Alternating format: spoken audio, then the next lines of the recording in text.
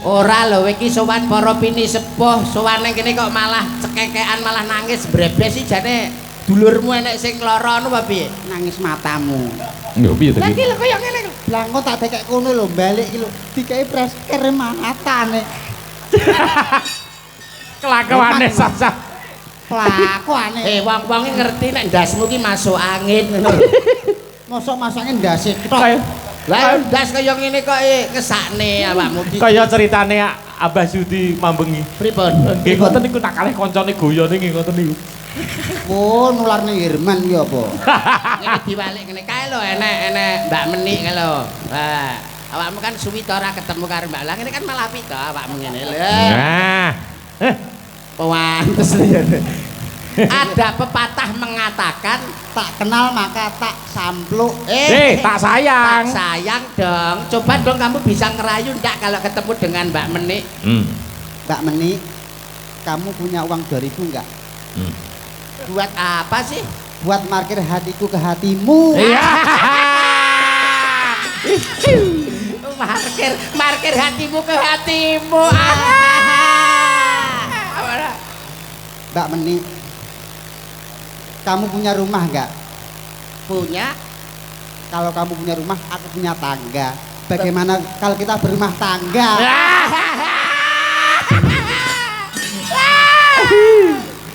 Mbak Meni, di dunia ini mobil apa yang paling bagus? Mobil apa, Dal? Mobil Ayla. Lah kok iso? Karena I love you. Apa to, Dal kowe? Aku ngapal seminggu. Modalmu kok iso? Rada rene. Nah. Kesini dong. Kesini Dor. Kesini dong. Kesini dong. Sini Mbak Meni. Niki Mbak Menik sing terkenal anu dalme gandu menika nggih. Gandu ayam panggang. Nggih. Dangu mboten kepanggih. Ayo dijak omong-omongan to Mas Mondol kok iso. Memang kok kene mangan jam piro? Kok kaya petuk karo gendang. Lah jare omong-omongan. Ya sing ngalus asmanipun sinten, Nah, ngono. dalemipun pundi, ngono kok iso. Asmanipun sinten? Dalemipun pundi? Malah matane mlilik. Aku wedi aku. Pak Meni, asmanipun sinten? Lho, ya kuwi. Pertanyaanmu lho piye? Pertanyaanmu. Jadi kon kenalan. Lah piye mau? Mbak Meni, asmanipun sinten? Ya kuwi mau jenenge Mbak Oh, Menik. jenenge kuwi to? Iya, Mbak kuwi. Mbak kuwi ora paham mereka mboten ngirangi Subasita lan Trapsila dangu mboten pinanggih kalian miyan mriku asli saking pundi miyan mriku piyantun ingkang lembah manah miyan mriku saestu piyantun ingkang cantik berbudi bawa laksana awit miyan mriku menela kalih kula ibarat wiwit kados sedulur Sinara Wedi miyan kalih kula menika ibarate menapa to inggih menapa sinten panjenengan punika monggo dipun tepangaken sareng-sareng miyan menika sinten Menyan kok sakmene gedene. kok menyan Menyan panjenengan kok menyan supaya akrabe ngono lho, Akrabe. Dol. Nyan ngono Mbak Menik Inji Mas Yuda. piye suarane enak to dangu mboten kepanggih kalian panjenengan lak nggih sami sehat to Alhamdulillah pangesunipun Kang Mas Yuda. Panjang Tansah umur. Paringi sehat, panjang umur. seger waras Tansah waras lho Mas. saestu nggih Panjenengan kados pundi kabar panjenengan kula nggih sehat Panjenengan alhamdulillah. nyapa wong ora ada sopan blas kowe iki lho nyapa ngomong-ngomongan anak wong ning gurine kok bajang-bajing ngene-ngene ora sopan ngono kuwi ora sopan apa syukur Ya, kaplok ngono ae Kowe wani-wani nyeblek bokongku. Bukan Pelecehan. mukrimnya, iki pelecehan. Bonan ajar kowe. Hah? Kebagusan rupamu ngono kowe. larang brambang timbangane lombok Nduk apa kuwi Tegese. larang wong lanang timbangane wong wedok Nduk Lah kok iso? Lah. Apa kowe wani? kowe wani nempilen aku tak bales Nduk lho mondol kok kaya ngono karo wong wedok ya ampun KDMP we KDMP Operasi Desa Merah Putih we DRT. oke KDRT nggih sorry KDRT. KDMP jelas lho aku wong lanang lho Ajar. nah aku wong lanang kok Lah kowe kok saya kurang ajar to? Ndol. Mondol, rupamu wis kaya pentol bakar. Lah kok kowe rumangsamu trunyak Ya kowe. karo Mosok wong wedok. Kebagusan kowe. Loh, malah nyetot bubuk. Dikira aku rawani, yo tak bales. Mondol. Wong lanang. Asasi manusia kena KDMP kowe engko. KDMP meneh. Kuwi termasuk rombongane MBG karo SPPG iki lho. Akhirnya Dede karek 300. Lah, kuwi bener. Lah kok kurang ajar. Kurang ajar. kurang ajar. Wis nganggo jilbab bareng kok diceng. Aduh. Aku wong lanang. Kowe wong lanang. Kowe ngetokne wong lanangmu. Nyata-nyata kowe wong lanang. Balesen aku le. Ayo. Tak bales tenan kowe. Bales opo piye? Nyoh, Ora isin kowe disekseni wong akeh. aku ora isin. Tak bales tenan kowe. Nyoh. Titen ono tak bales tenan. Nyoh. Kapokmu kapan? Mas, nggone iki lho, nggone iki. Ora nggonku, nggone menik, sing mbok ngenekne iki nggone menik. Yo ora Dang. wani. Nyapa kok ora wani? Bayaranmu 30 Dilindungi. tahun kok rampung sewengi. Ora wani aku. Kok ora Apa? wani? Dilindungi badan hukum. Apa badan hukum? BH. Modelmu. Lagi sepisan ketemu ki mbok sing sayang. Piye supayane suasana panggung iki Nah, tak contohnya ngene. romantis?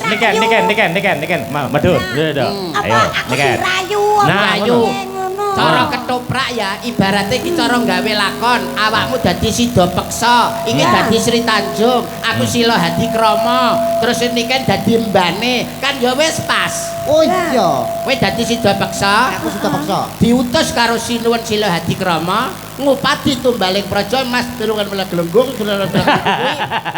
Iki kok ora ngenah iki. Mas Telung Plentung. Lho. Sing melentung kok. Mas telung plengkung. Mas Telung Plentung, Gumbala Telung Plentung.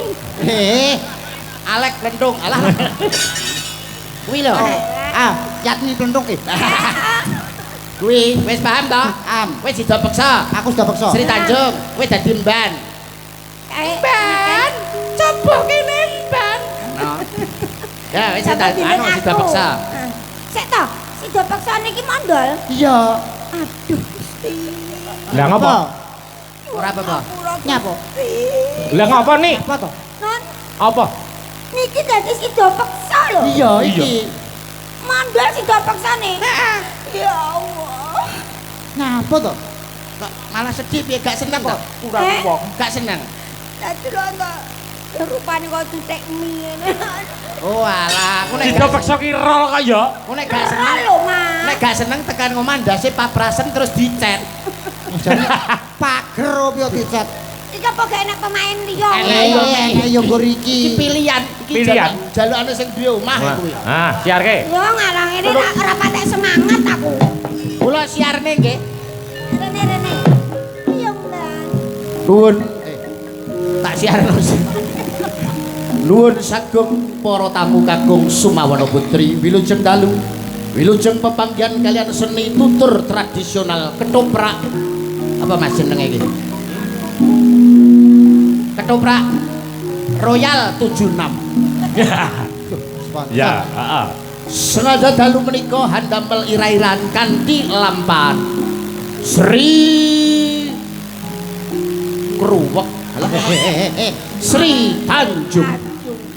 Dene para paraga ingkang hangaya jejiban wonten ing kelenggan dalu punika Sri Tanjung katindakaken dening Mbak Ayu Menik Hapsari Lukitawati. Mbak dalu punika katindakaken dening Mbak Niken Salendro. Patih Sida Peksa. Dalu punika katindakaken dening kula piyambak Cak Yuda. Aku barang Sila Hadi Krama. Lo hadir komo, bupati. Dalu punika kaasta dening Ki Alek Waku. Sabda Utama. Aku Dapuk, melok dapuk. Kowe ya pengen dapur to? dalan melu dapur. Ya. Aku yo pengen melu. Dene Mas Mondol. Dalu punika kadapuk dados ula. Kula nyembur ndasmu. Mas Mondol dados sida paksa sagung para tamu kados pundi babaring cariyos ing kelenggan dalu mangke wasana wilujeng hamirsani ngantos purnaning adicara nuwun tek tek tek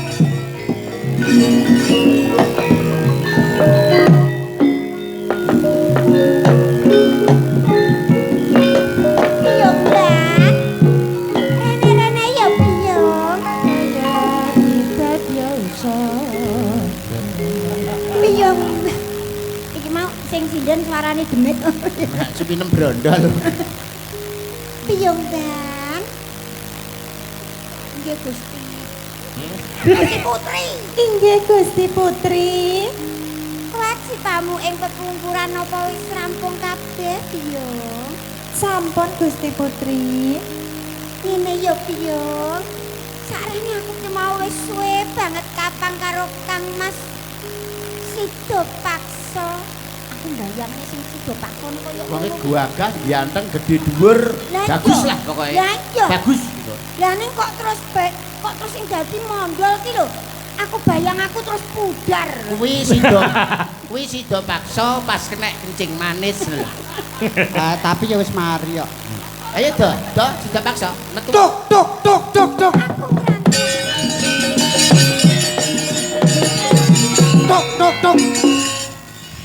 Dan tenan sidrak. Duduk. Tuk.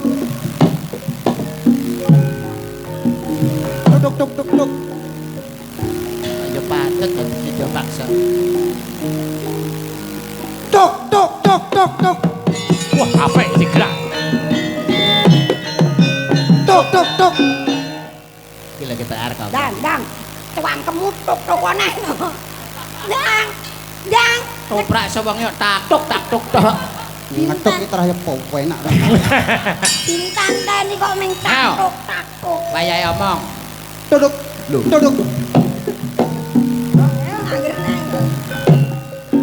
Kang Mas Sido Paksa. Nyapa? Lho kok nyapa piye to? Kowe iki manten anyar.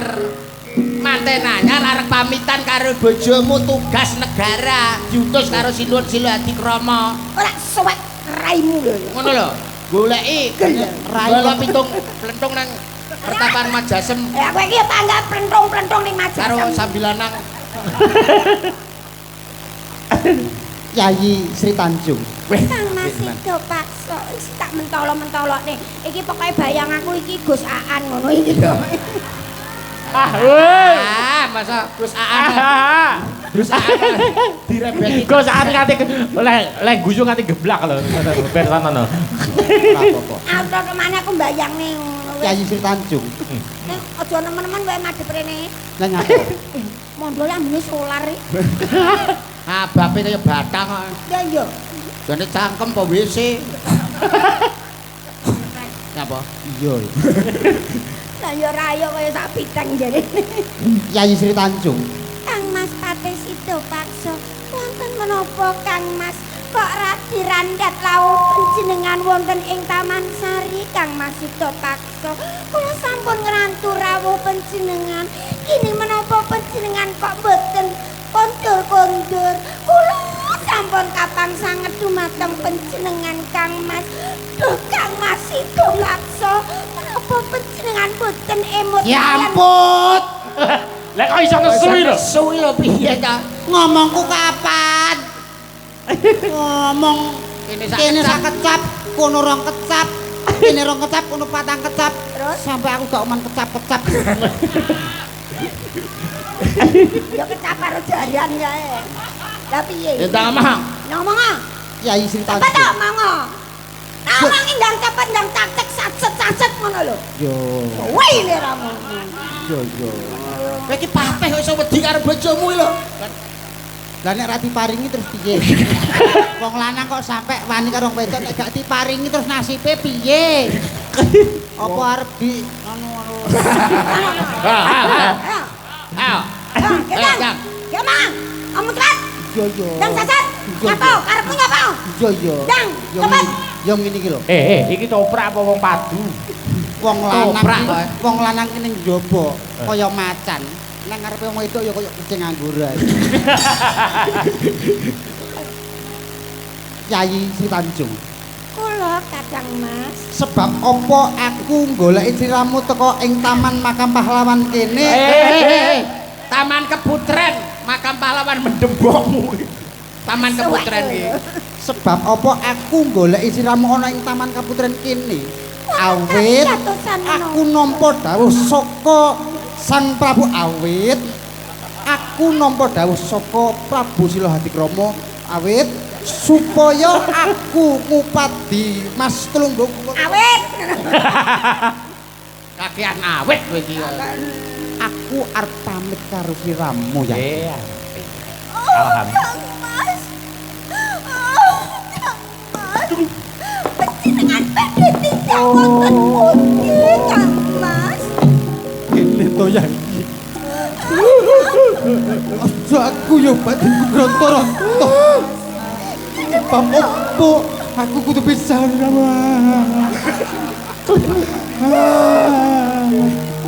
Ya kok malah tangisan iki. Keluargamu ana apa? Kok malah tangisan? yo kene apa-apa. Pamit biasa lho. Yayi, aku pamit karo sliramu Yayi. Aku muni dawuh saka Prabu Sila Hadikrama supaya golek tumbaling praja Mas Tulunggulung mulo krungu.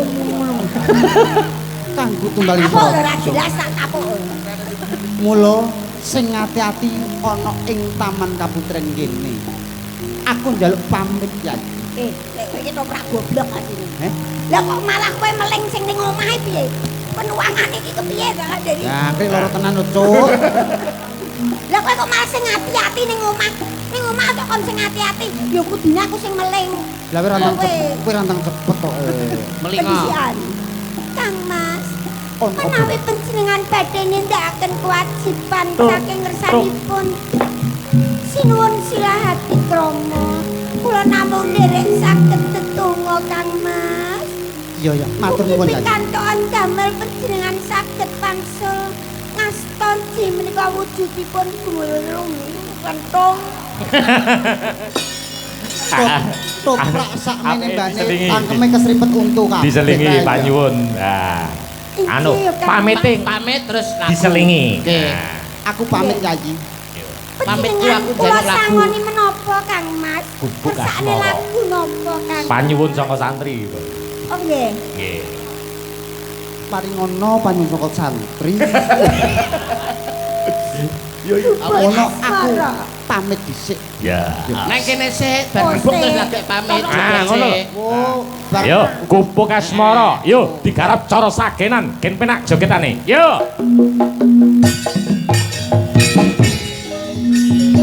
Kasih.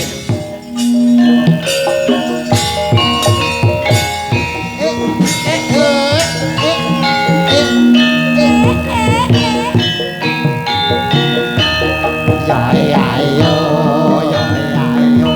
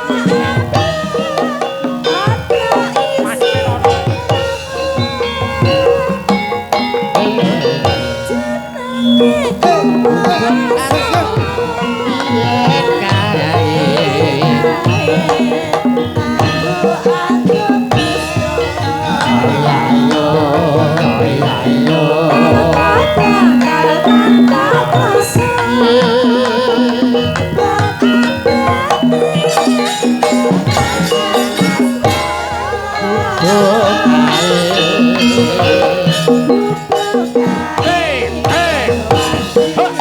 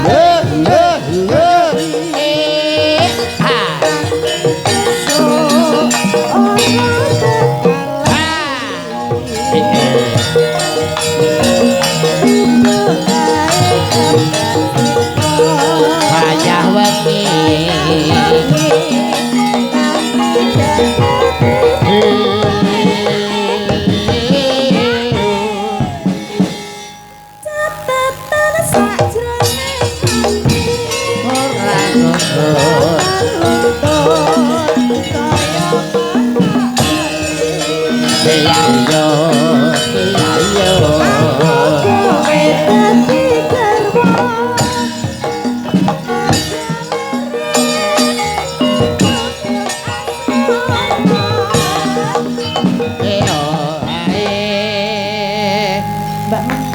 Nyuwun pangapunten.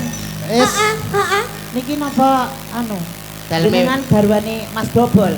Pak, iki Bu Sida Peksa. Aku Bu Sida Peksa. Iki Pak Sida Peksa. Niki.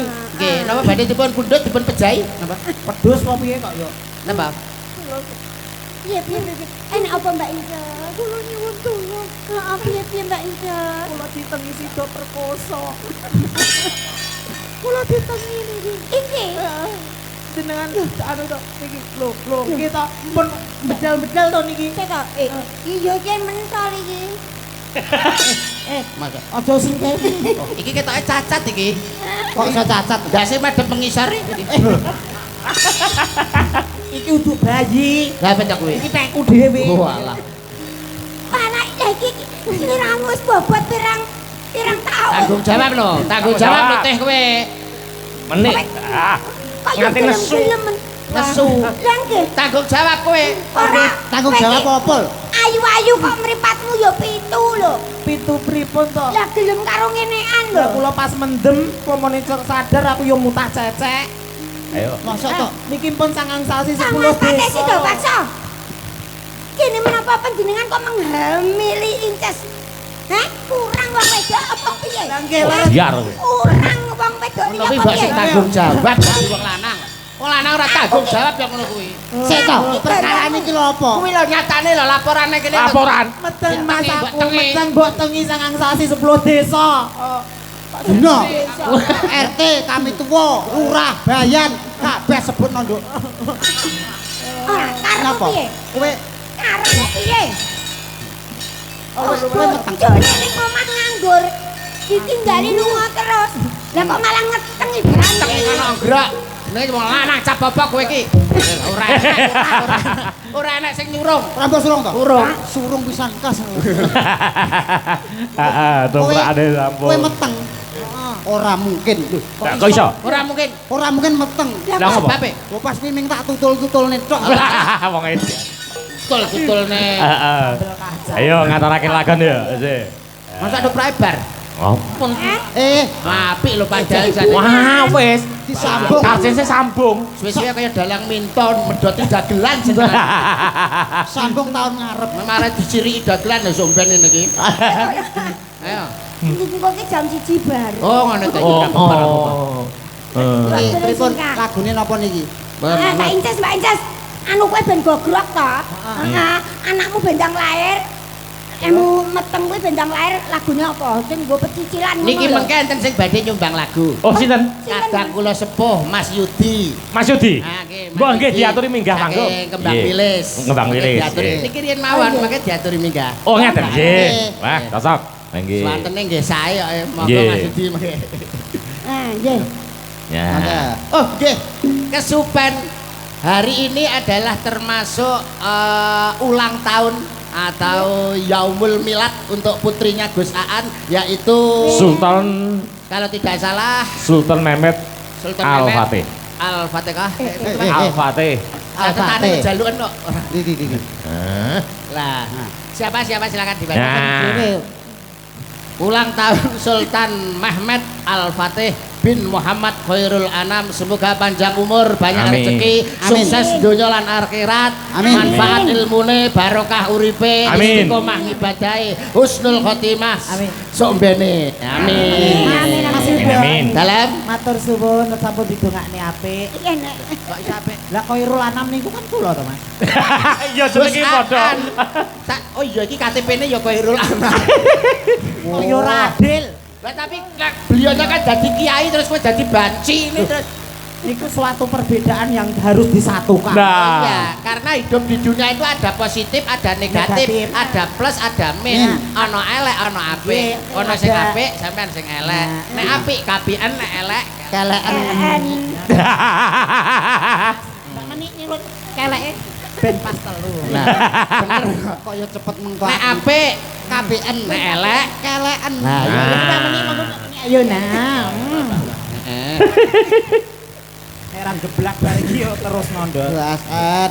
Rupane wis kaya kelek wisane. Ayo. Diaturi apa? Diaturin apa? Nggih. Untuk ulang tahun. Kelek ambir. Ah, ada. gratis. Tadi ngucapke Mas. Anu wae Apa? podang kuning wae. Podang. Udah kuning. Lah nyapa kok podang kuning? Wis pokoknya terselah awakmu. Berarti loncate tahun ngarep.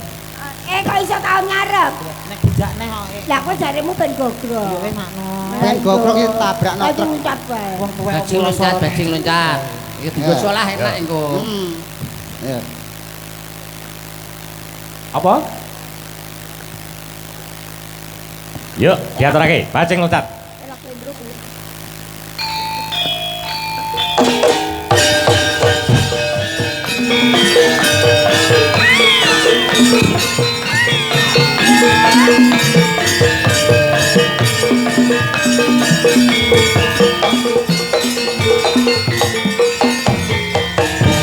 Lolo.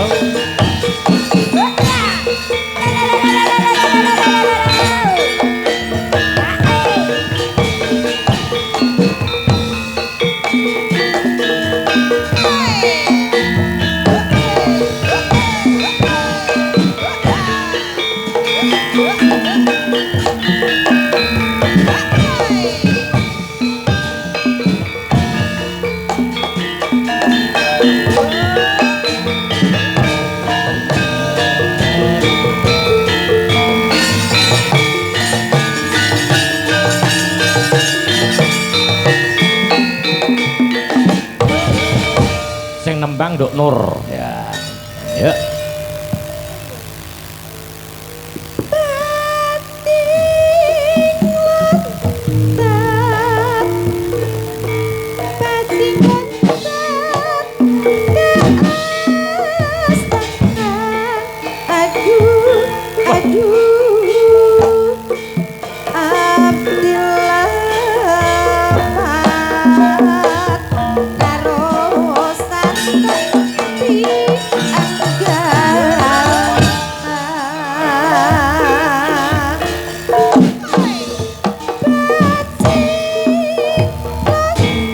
Bajing loncat. Bajing loncat ke astana. Aduh, aduh. Abdi lepat karo sakti. Jauh.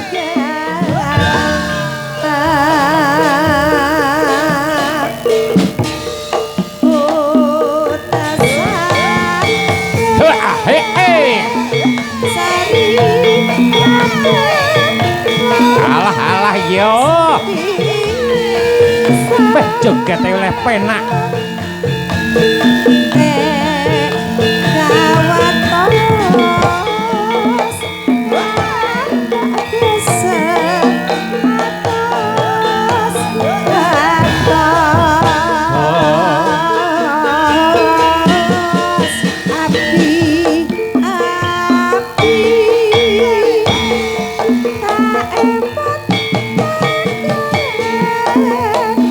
Api pasine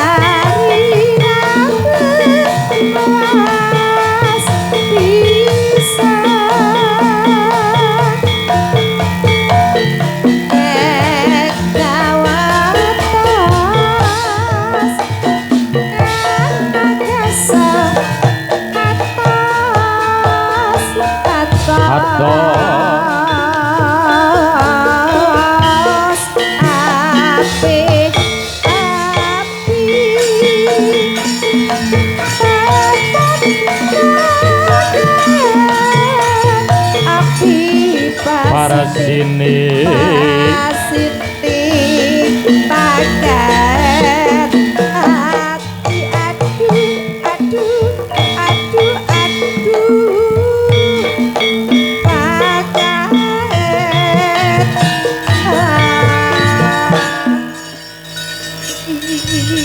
Cayuda Wah, luar biasa. luar biasa Ini wau jaiponge rong tekan Bandung lagi Cirebon ngono balik. Angge niki enten sing ajeng nyumbang Pak. Nggih, Mas Nggih. Yudi, Mas Nggih, Yudi. cocok Niki kalawan panyuwunipun Abah. Nggih, Mas Dik Yudi, Dal. nggih. Nggih. Nika kadang kula sepuh. Nggih. Mas Ya, Yudi. lagu-lagune karo lakone. Ah, ayo. Diaturi minggah. Monggo keparenga minggah ing sasana panggung.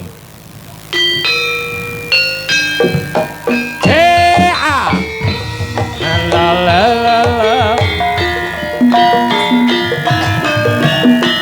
Hendak melihat Pemandangan yang ada, saya panggilkan beca. Kereta tak berkuda. Beca Saya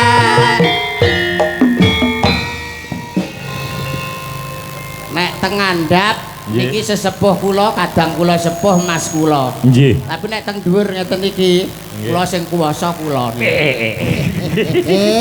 wis niki dalu niki kok nyadi entekne Mas Yuda niki. Kula niki wau pun badhe mboten bidal. Perasaan kok prindang, prinding niki kerjani kok ingin niki. Lah kula didhawuhi kali yaine mboten tindak, mboten sowan iki mboten sketsa. Nggih. Tapi dikerjani Mas Yuda niki. Niki Saya itu Mas Alek penjenengane menika ngasta wonten ing Lanut Iswahyudi. Nggih, leres. Kesibukannya luar Biasa. Ngasuh para adik-adike termasuk penjenengane Abah Yai Judi menika nggih sesepuh kula Mas Yudi, Mas Bambang Dwi Tunggal. Nggih. Bareng rawuh sedaya. Wah, hebat. Pendekar sip. nggih pendekar. Deteknya pun pas ya. Nggih. Pendek dan kekar. Ini nuwun sewu Betane Mas samsak. Alek niki. Niku betane samsak jenengan. Niki. Niki kesenggol muntir. Senggol muntir niki. Ding ketok minger. Lah Nggih. nggih. Niki dek kula kan napa to Nembang Yuda? Mas jenengan derek. Lah kula lagune lagu kebangsaane kan nembang niki niki nuwun sewu ingkang kagungan ayam sing lagi angkrem nek nek mengke bobrok ayame lah. Ngungelne rungokne swara kula kan terus sapi-sapi sing meteng keduku semetenge dobrok kabeh. Nggih. Lah nggih. Boten. Suarane nglawantur kang ngene iki nuwun sewu lho nggih dalan nggih. Nggih. Nuwun sewu Rama Yai Gusaan kula wau bidang Gusaan Mas. Kerjane wis. Napa Mas jenengan Tak napa? totone ke omah nek arep mangkat nggak timbane rasap nih ngewel lho Mas. Aku sampean iki. Apa nggih nek nyambungi cacahe kendele ra apa buka baru. Nika nek kula timbane kan nyanyi jane kan terjun. Kula ucap pesawat pun siap lah ngeten iki nyanyi iki wis jan. Nggih kula Apa? badhe bawa mawon nggih. Siap. Nggih. Idam Sari. Oh, Siap, nyadari. Dari. Niki kawula hadiahaken dumateng Gus Pati. Nggih. Dalu punika ingkang nembe ambal warsa. Mugi-mugi tansah pikantuk sih rahmatipun Gusti Allah. Amin. Winantu rahayu dado kalih sambi wala panjang yuswa Amin. lan saged junjung asmane tiyang sepuh. Amin. Lan ugi nderek mangayu bagya Pondok Cokrokertopati. Hal khusus ping 100 gangsal. 100 gangsal nggih. Nuwun sewu Rama Yai Gusaan mungkin nek mboten prayogi swara kula menandhap njenengan keprok mawon mboten napa. Boten. Kula bawa mawon nggih, mengki Nggih. sing terusne kajenge Mbak Mbak. penyanyi, Mbak Nggih. Presiden. Mas, mungkin nek kula dadi pancal lho tak dak. Duh wong manis Pas kali laras. Pas. pepujan ning ati. Lagi watuk sampean percaya. Kaya ngene wong kang nandang asmara. Bayae nek sing digandrung jane. Masa saya digandrung konongan meneh. Napa Mbak Bin? Niki nek digandrung iso ngebi jepret. Mulai iso ora oleh lawang yo. Apa mengawakku dewe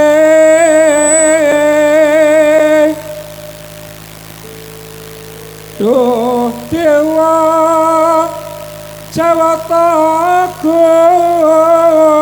Jawatagung welas sono mring wak mambi Iya, sip. soalnya kaya petis kejiret Saya Mas. besok kapan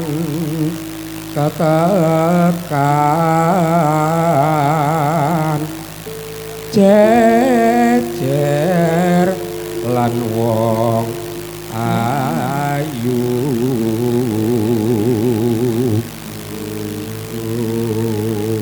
umpama aku nahkoda tanpa prau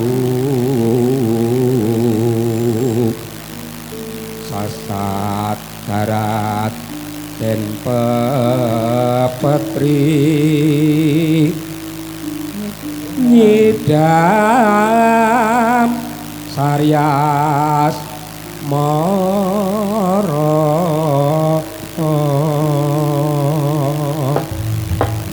Napas. Sip. ora pasti ndikane gendodak Wah, tentu. Pas Nggih. sinten sing Salah ngerti gune masalah? pindah. Anu, Nggih, Mbak duet. Mbak Nur, Mbak Nur. niki nembe Nggih. gewara anu Nggih, anu duet mawon. Nggih ngaten Cak Yuda nggih. Nggih, mriki niki Iya, iya. Nur. Yo. Iya sing Di diawiti Cak Maka Yuda. anu kesane dikendangi Gus Nur Di- Samsun maka di laut Nggih, kesane Gus Nur Samsun sampean kendangi nggih Gus nggih.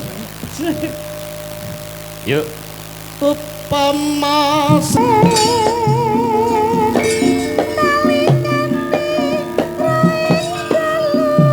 hatiku lan laman sira wong bagus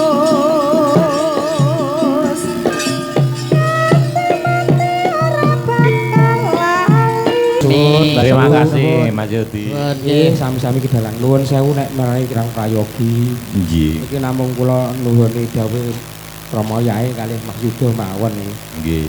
nggih monggo dipunajeng Nggih, matur nuwun sanget. Sembah Mas nuwun Yudi. sanget. Sembah nuwun sanget. Barokah selalu. amin Nggih. Elok tenan. Wah. Piyayi kok oleh wibawa isak yo. Nggih. Niki sing latih kula ngene iki. Oh niku. Walah, kejeme ra umum kok niku. Nggih. Hebat. Nggih. Luar biasa. Dulur-dulur tesih kathah sing nenggani. Nggih. Wonten Pak Asmara Santo, Pak Nggih. Trimo Asmara. Nggih, Pak Bapak-bapak Trimo saya. Pratama. Pak Trimo Pratama karena Asmara. Pak Trimo Nggih. Pratama suwe ra ketemu biasanya agar tanggapan ini gawakne tolak angin. Jere masuk angin wae. Nggih. Hebat. Nggih, sinten ingkang dipun aturi nembang melih.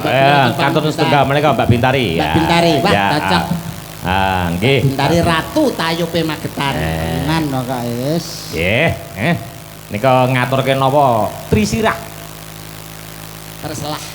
Iya, Trisirah terserah. Napa kersane Mbak Bintari ngaturke Nggih. tetembangan Nggih. Merdika mawon. Tayub nggih saged Ibu Pertiwi ditayubne ya. nggih. Saya apik to apa eling-eling apa Pertiwi Himalaya mawon. Oh, Pertiwi Pertiwi Himalaya. Himalaya. Nggih. Cocok. Garap cara Niki Branglor nggih. nggih Nggih. Pondok Pesantren Nasional. Iya iya. Oke. Nasional. Pertiwi Himalaya. Yo, cara tayub. Ya, sing nayub. Nah, yo. Sing tanya kok malah lenggah kabeh yo. Lho, Oh, bagian nah. ayub kok malah. Kene lho kok tak tapuki sitok sitok. Ayo sing bagian ayub ki lho kok. Nah, ayo. Nggih. Eh. Warang ngono.